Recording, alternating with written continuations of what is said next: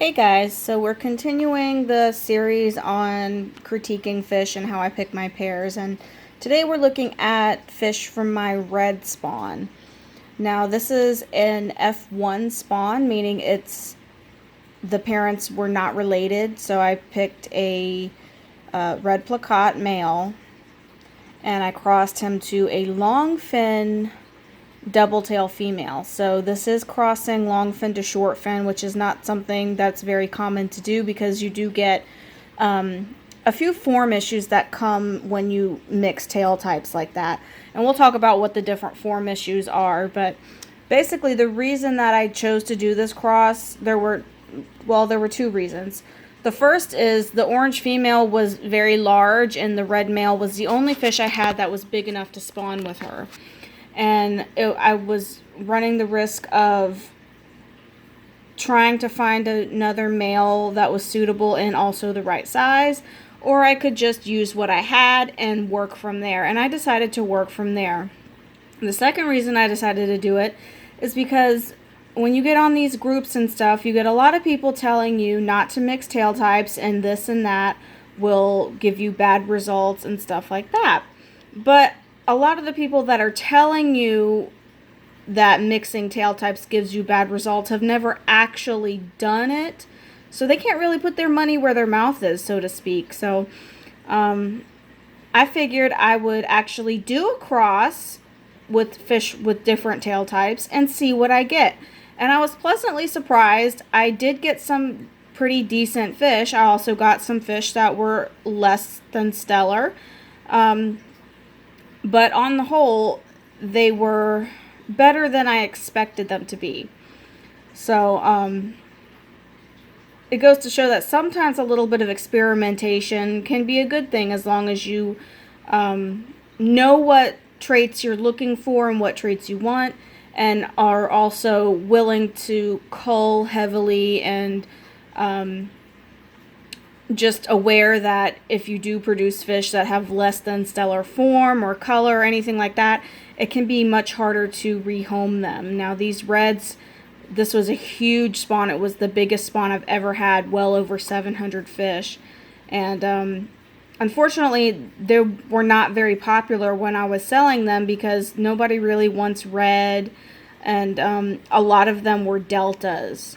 And nobody really wants deltas because they're kind of common and not really in vogue right now.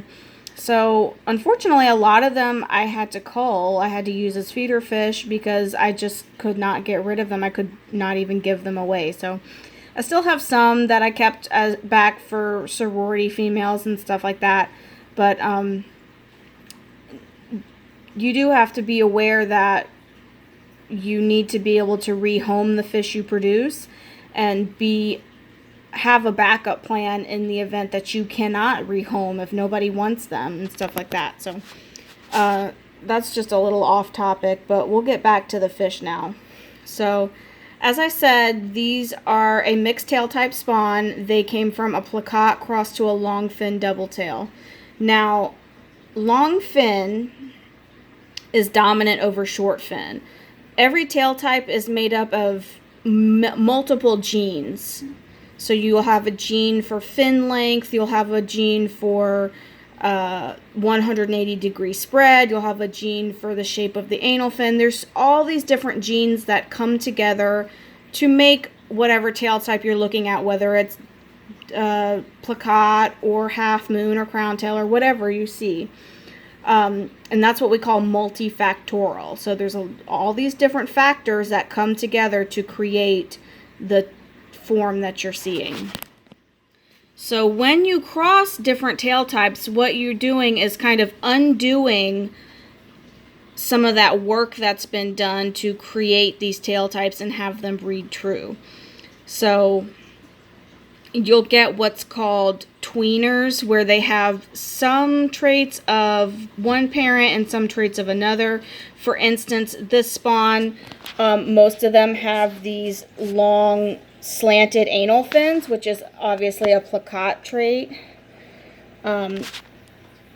You see there, I'm just filming them in their jars, which have water spots on them, but hopefully we can still see pretty good. This is a female and this is a female.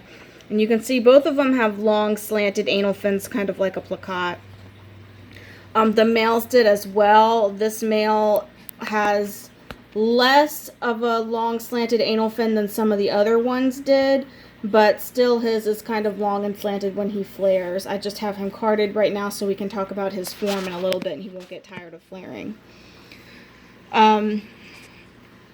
So in this spawn, I got, as I said, a lot of delta fish, a lot of fish with not great form.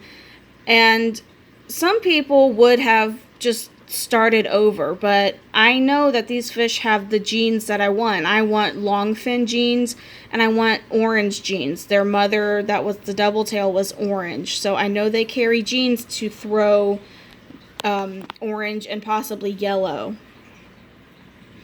So I will breed them together, do an F2 or a second generation, and hopefully I'll be able to start nailing down some of the traits I want and getting rid of some of the traits I don't. In the next generation, I will get a mix of tail types, so I should get some that are full-on placats, and I should get some that are long fins, and I may even get double tails. They didn't, even though their mother was a double tail, they don't really have the wide dorsal that's indicative of them carrying the double tail genes. So we're just going to have to kind of play it by ear and see if I get double tails as well. But my goal for these guys is to create half moons that are orange. Now, some people might say, you know, these fish don't have the best form. I'm just going to buy a new pair and start over again. And to me, it's always better to work the line.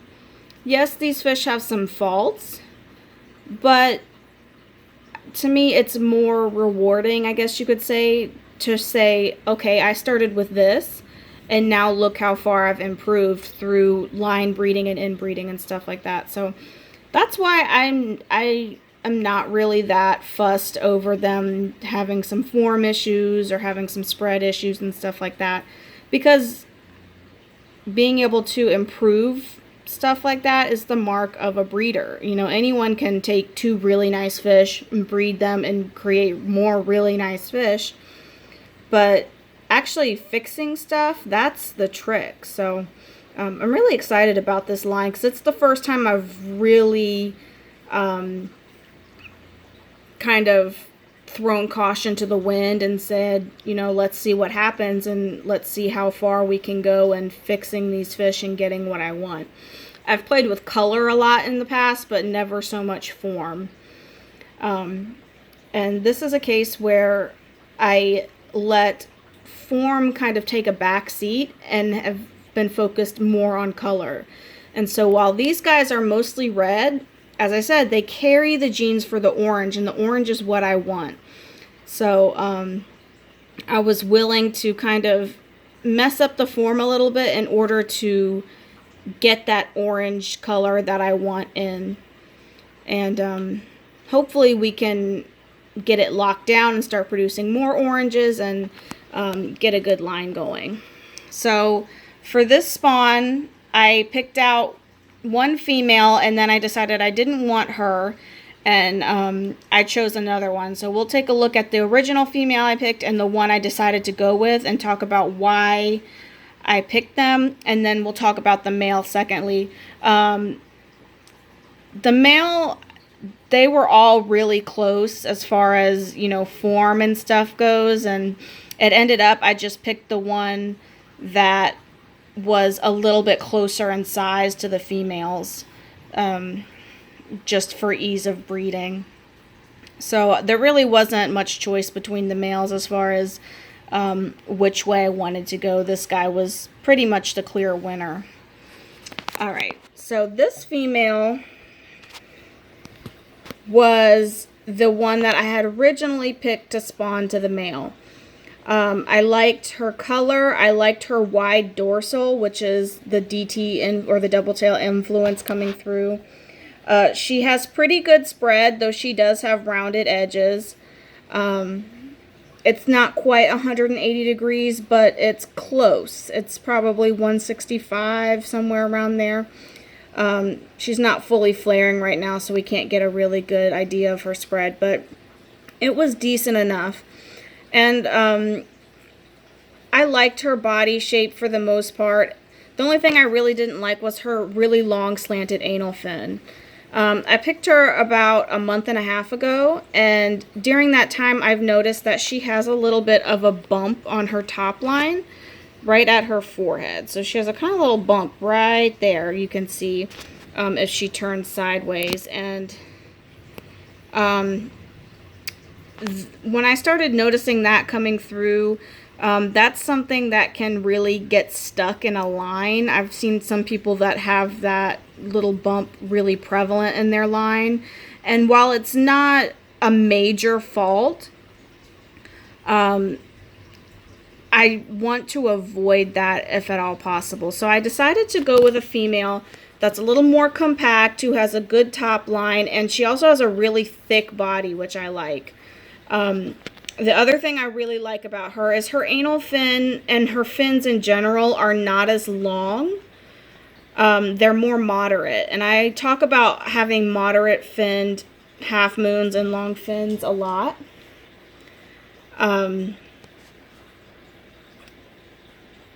Because I believe that there is a way to have a beautiful full finned half moon male or veil tail male without it being so finny, have so much fins that it's detrimental to the fish's health, where the fish can barely swim and can't hold his fins up. So when I'm looking at fish to breed, I'm looking at females especially, that have nice compact finnage, that are not super finny, that are not really long finned like this one, or have really long anal fins. Because those females will help make males that have nice finnage, that are not so long that they can't hold it up. And when we start looking at my grizzle line in the next couple of videos, you'll see in that line where the males are very nice and compact and able to hold their fins really well. And the females are nice as well and moderate. So it can be tempting when you see these sellers selling these really long finned females, but in the end, you're just doing a disservice to your line by using females like that, because what you're doing is you're making the fins on the males even longer than they already are, and eventually you're just going to have fish that can barely move around because their fins are so heavy. So I look for proportion in my fish, and while the IBC standard currently does not have a maximum for fin length, I personally believe that the fin length should not be any longer than one body length, because the body has to be able to hold up the fins, and if the fins are longer than the body, you're fighting a losing battle. So that little soapbox moment aside, that's the reason I picked this fish, because she's more moderate. She has a nice thick body, which if her sons get that trait will help them hold up their fins. And she has shorter finnage. Now, that may come back to bite me in the butt. She may be showing more placotte traits, and I may end up having more placottes in the next generation. But that's a risk I'm willing to take, because I want to encourage that more symmetrical, moderate finnage. I also like the thickness of her fins. We'll talk about when we look at the male. This line on the whole seems to have pretty thin finnage, and the males have been very prone to getting pinholes and fin rot and stuff like that if I'm even like a day late with water changes. So their finnage is pretty weak, and I don't think it's an environmental issue or an issue with feeding, because my other spawns that are not related don't seem to have that problem. So I think it's a genetic issue, and I'm hoping that this female having fairly thick fins will help bring that trait into the fry. She does have a little bit of a nip there. You can see that she got while she was in the grow out. But on the whole, her form is pretty nice. Her main faults are going to be that her caudal is pretty round. Her spread isn't too bad. In fact, it's possible that if she just continues to be flare trained, her spread might even improve. She hasn't been jarred that long, probably 2 or 3 weeks now. But she does have the rounded caudal edges, and that's probably her biggest fault. Her anal fin is slightly long, but that's just a minor fault. It's mainly that lacking that caudal spread that you want to see in a half moon or a long fin female. Her dorsal is a little bit more narrow than this female's, which is why I'm not entirely sure if I'll get double tails in this spawn. But it's decently full. It's got a couple short first rays, but it's not too narrow and it's not too small. It's pretty imbalanced with the rest of the fins, in my opinion. She is what we call a Cambodian, which means she doesn't have a black layer on her body. That gives you a more bright, intense red, and it will also give you these bicolors where they have the flesh-colored body and the red fins. So it's possible her body will darken over time and she'll come to look like this female, but that's that Cambodian gene at play where she has the lighter body. And that just gives you a more like cherry red fish versus a more darker velvety red fish. So now that we've talked about why we picked the more moderate female over this female, we'll take her away and we'll move over and talk about the boy. Hopefully he'll flare. I tried to do this video yesterday and he was not into flaring, which is another reason I just left them in their jars, even though their jars are a little bit scratched and have some water spots, because I think putting him in the photo tank, he just got a little bit nervous and he just didn't want to flare. So hopefully he will flare for us today and we'll get to look at his form. Now this male is a delta. He's probably what some people would refer to as a super delta. He has the potential to reach 180 degrees, but his spread really isn't quite there. He also has a little bit of rounding at the corners of his fins on the top and the bottom, which is a slight or minor fault. So he's not quite there as far as half moons, but he was one of the closer ones that I got in the spawn to a half moon. His dorsal is a little bit kinked, you'll notice. And that's just more of what I'm talking about with their finnage being very delicate in this line. You'll see he has a couple tears, and you can just see just how thin the fin edge is, how it's a lighter color because it's so much thinner than the rest of the fish, or the rest of the fin. And I'm hoping that in the next generation that will kind of go away. We'll just have to see. It might be something I need to work on, or it might be something that's fixed in one generation. But that thinness of the fins and general delicateness is what will cause the rays to crimp like that in the dorsal, where they kind of just bend. He has a little bit of in his anal fin too. And as I mentioned, he does have a long anal fin, and it is slightly slanted, but not nearly as bad as some of the brothers who had almost very placotte-like anal fins with a steep slant. His is almost level, and I've actually seen worse fish come from a normal half moon line as far as anal fins go. His is almost level. It's just slightly longer than his caudal fin. His top line is decent. I would say he's a little bit narrow in the caudal peduncle, which is where the body meets the fins, which is another reason this female is good, because she has a really nice thick body. It's almost like rectangular shaped. It's so thick. So she should help him there.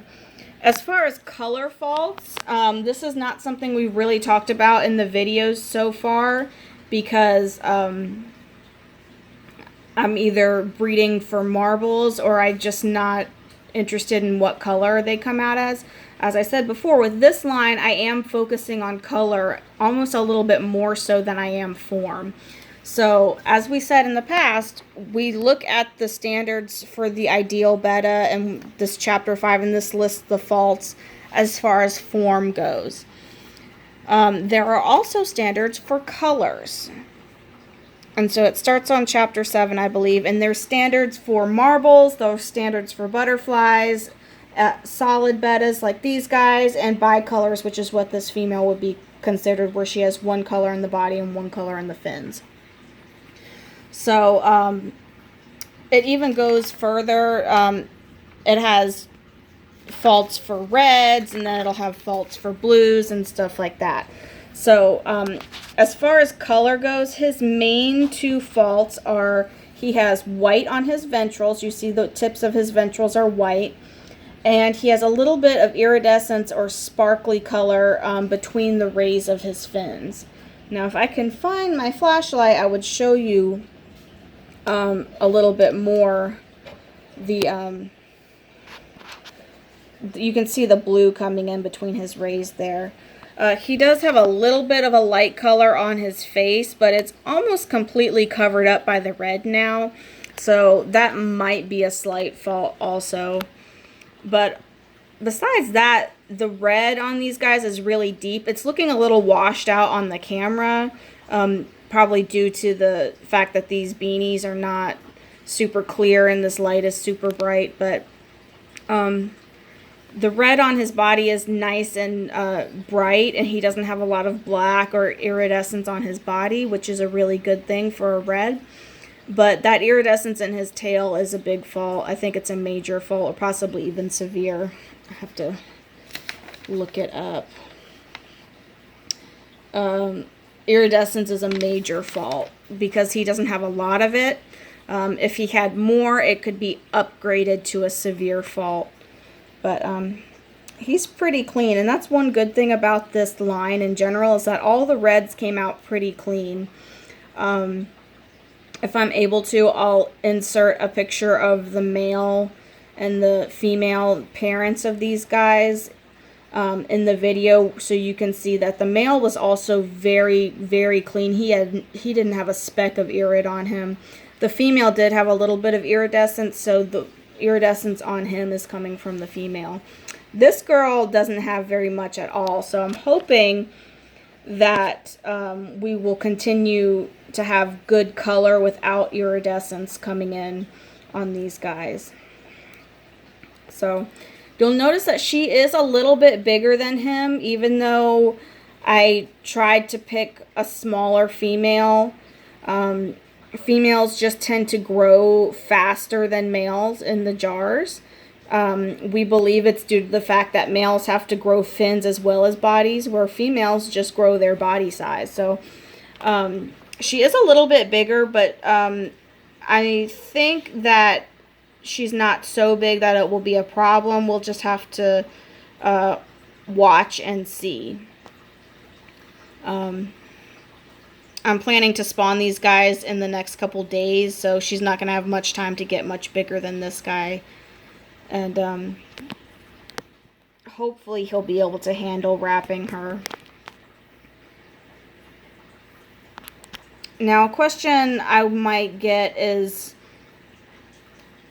what if I don't like what I get from the next generation? And basically, if I don't like what I get from the F2, I will outcross. So at that point, I will bring in a nice, hopefully orange male or a yellow male, and cross it to one of my females, and hopefully improve the form that way. But I really recommend, even if you're not super happy with what you get in your spawn, still try to breed an F2 or an F3 and just see what you get. Because sometimes the problems you see in an F1 spawn are fixed merely by just breeding the F2 spawn. That was definitely the case for my grizzle line. I was not very happy with the F1 for the most part. I got a few really nice fish and a bunch of really subpar fish. But then I bred them and got the next generation, and the next generation, which we'll be looking at in one of the next videos, was astounding and the best spawn I've ever had. So it just goes to show that if you're willing to do a little bit of work, the rewards are there. So don't give up just because you ran into some issues in the first generation. So, alright guys, hopefully this video will come out. I'm sorry for the water spots and the crappy beanies, but these guys, especially the male, seem to get a little bit nervous when moved into the picture tank. So I thought it best to just leave them in the photo or in the beanies where they're already comfortable and not have to move them, since I already did get pictures of them. And thank you for watching. As always, if you have any questions or need to get in contact with me, my Facebook is linked in the description below, as is a link to the IBC standards where you can go and read and see how your own fish measure up against the ideal. So thanks for watching, and I'll see you in the next video.